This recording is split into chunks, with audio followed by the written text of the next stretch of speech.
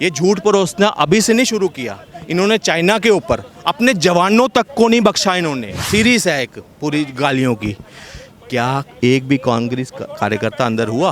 उस परिवार तंत्र को लग रहा है कि उनका राजतंत्र हावी नहीं हो पा रहा है, इसलिए वो लोकतंत्र से आज परेशान हो गया। आपकी मर्जी है या नहीं है?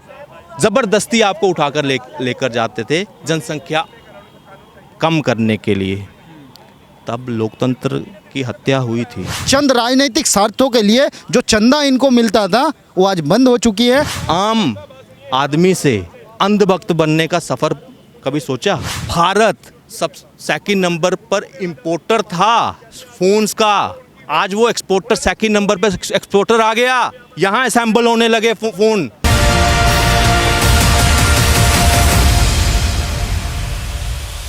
आपसे जानना चाहेंगे, राहुल गांधी जब भी जाते हैं विदेशी धरती पर, इससे पहले भी गए हैं, तो भारत के खिलाफ जहर ही क्यों उगलते हैं? उनको अच्छाई क्यों नहीं दिखती है भारत के लोकतंत्र में 2014 के बाद से?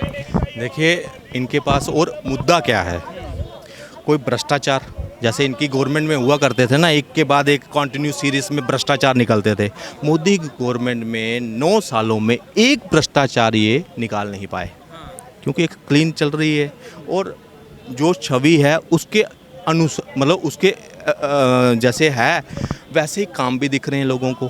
ठीक है, अब वहाँ जाकर क्या करना है? अब तो सच तो बोलेंगे तो मोदी का तो गुणगान ऐसे भी हो रहा है, जब विपक्ष भी करने लगेगा तो और ज़्यादा मोदी की छवि होगी। तो अब क्या करता है, वहाँ झूठ परोसना है इनको। ये झूठ परोसना अभी से नहीं शुरू किया, इन्होंने चाइना के ऊपर अपने जवानों तक को नहीं बख्शा। इन्होंने उसको बोल दिया कि ये पिट कर आए हैं। वहाँ क्या बोल दिया कि ये पिट कर आए हैं, और वहाँ चाइना के न्यूज़पेपर में हो रहा है कि इतने जवान वहाँ पे मार दिए पिटाई से। चाइना के न्यूज़पेपर में ये छप रही है खबर, मगर हमारे राहुल गांधी विपक्ष के नेता, सो कॉल्ड नेता, कहते हैं कि हमारे जवान पिट कर आ रहे हैं। दूसरा, जब ये लंदन गए, वहाँ क्या कहा? डेमोक्रेसी है ही नहीं, खतरे में है, इस तरह की बात की। अब मैं बताता हूँ, डेमोक्रेसी अगर ना हो तो राहुल गांधी के साथ क्या क्या हो सकता था। ये बयान देकर आए हैं ना वहाँ पे। अगर किम जोंग जैसा कोई नेता, जिसमें जहाँ डेमोक्रेसी है ही नहीं, अगर वो होता तो वहीं एयरपोर्ट से उठा लिया जाता। और कहाँ है, किस जेल में है, जिंदा है भी नहीं है, ये पता भी नहीं लगता जब डेमोक्रेसी ना हो। क्या कोई ऐसा इंसिडेंट देखा? एक भी राहुल गांधी ने एक भी कांग्रेस कार्यकर्ता उल बुलुल बयान देने के बावजूद क्या क्या नहीं कहा मोदी जी को? मौत का सौदागर, क्या मतलब किसने कहा था? सोनिया गांधी जी ने। उसके बाद मतलब सीरीज है एक पूरी गालियों की। क्या एक भी कांग्रेस कार्यकर्ता अंदर हुआ? बताइए। अब मैं बताता हूँ, लोकतंत्र जब ख़त्म होता है कैसे होता है। मैं आपको 80 का दशक बताता हूँ। आप शायद होंगे भी नहीं, हमारे पिताजी, उनसे पूछना कभी आप। कई ऐसे बुज़ुर्ग मुझे देख भी रहे होंगे। बसों में एक आदमी सुबह लंच बॉक्स लेकर जा रहा है ऑफिस के लिए, हसीन सपने हैं, देख रहा है, जद्दोजहद लगी है ज़िंदगी के साथ। ठीक है, और रास्ते में बस में जा रहा है, और रास्ते में संजय गांधी के एम्प्लॉइज़ जो जबरन नसबंदी करवाते थे, आपको याद होगा शायद, उठाकर, आपकी मर्जी है या नहीं है, ज़बरदस्ती आपको उठाकर लेकर जाते थे जनसंख्या कम करने के लिए। तब लोकतंत्र की हत्या हुई थी। उस वक्त उसको कहते हैं लोकतंत्र की हत्या। एक आदमी, उसके क्या सपने हैं अपने परिवार के लिए, कैसे उसको अपना परिवार बनाना है, कोई पूछ मांग नहीं थी। उस वक्त लोकतंत्र की हत्या हुई थी। उस वक्त कितने लोगों की जान गई थी ये नसबंदी के चक्कर में, गलत ऑपरेशन के चक्कर में। किसी ने आवाज़ उठाई? इमरजेंसी लागू कर दी गई। आपका मीडिया तंत्र, आप विपक्ष, सब कुछ टोटली ख़त्म। और उसमें दिमाग किसका था पता है? कांग्रेस पार्टी के युवराज का। उस वक्त संजय गांधी था, राजीव गांधी इतना एक्टिव नहीं था उस वक्त। ठीक है, उसका जो वो चाहता तो 3 साल क्या और लगातार चलता, मगर वहाँ पे इनको थोड़ी सी शर्म आई ये अपने पाप कैसे धोएंगे? आज भारत की बात करता हूँ, 9 सालों में आप कहते हैं क्या बदला है? आप कहते हैं हमें पता क्या कोट किया जाता है? अगर हम मोदी का समर्थन करते हैं ना, हमें कहा जाता है ये अंधभक्त हैं, गोबर भक्त हैं। मगर कभी किसी ने सोचा, इन कांग्रेसियों कभी आम आदमी से अंधभक्त बनने का सफ़र कभी सोचा? मैं जम्मू कश्मीर से हूँ, मैं अपना सफ़र बताऊँगा। हमारी एक कोशिश हुआ करती थी, हमारे पे एक समझो, हम जम्मू कश्मीर में रहते थे ना, तो वहाँ सीएम बनेगा तो कौन बनेगा? मुस्लिम ही बनेगा, मेजॉरिटी उनकी है। और कांग्रेस हर सरकार में हिस्सेदार रही 70 सालों में। यहाँ एनसी, बीच में पीडीपी, कांग्रेस तो हर दोनों के साथ रही। और ये 3 साल हमें मिले वहाँ पे। आप कहते हैं कि हमारी स्ट्रगल एक आम आदमी से अंधभक्त बनने की, हमारे लिए किसने सोचा? धारा 370 किसने ख़त्म की? आयुष्मान योजना 100% पॉपुलेशन कवर किया, किसने किया?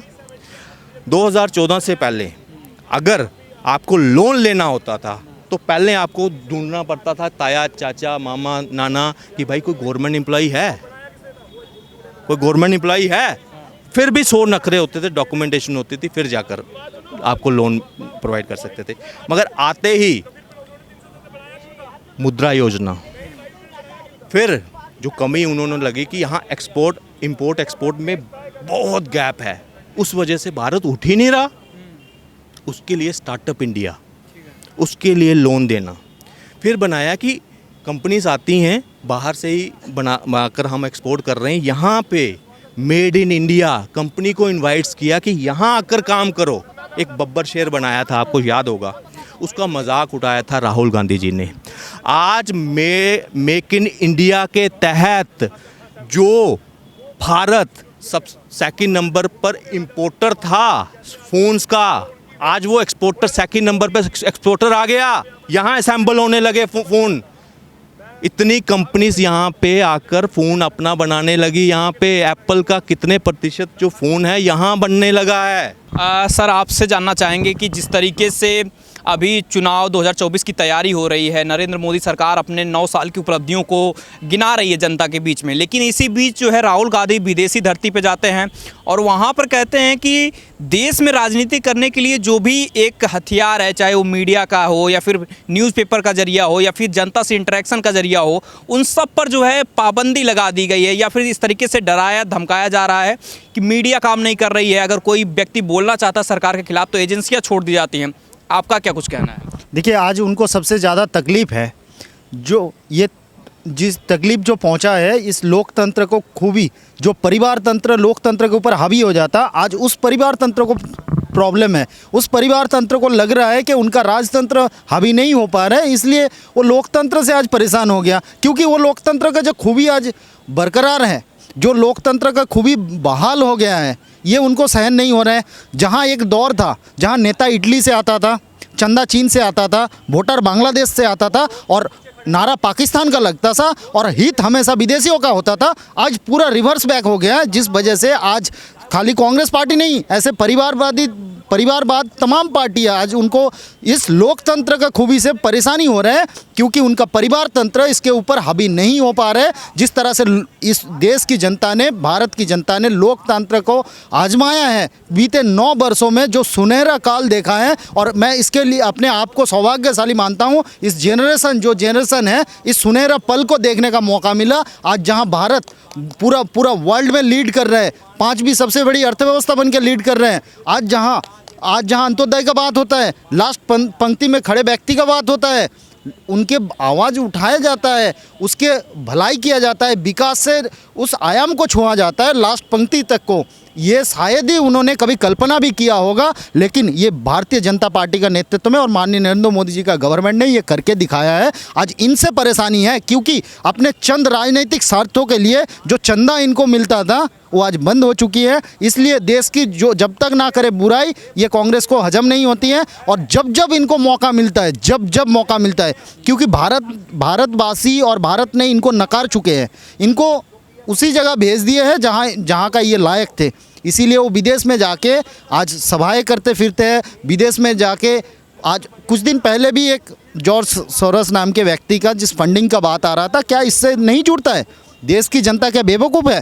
देश की जनता सब देख रही है भली भांति, और कांग्रेस की जो काली मनसा है, कांग्रेस के इस पीछे छुपे हुए काली मनसा को भी देख रहा है जनता। जिस तरह से कांग्रेस ने नकारा है ना, खाली कांग्रेस को नहीं, आज पूरा विपक्षी पार्टियों को नकार दिया है। इसीलिए आज वही लोग लोकतंत्र पे सवाल उठा रहे हैं जो लोकतंत्र को रोनने का काम किया था इस देश में, जो जिन्होंने लोकतंत्र के छाती पे पैर रख के उसको कुचलने का काम किया था।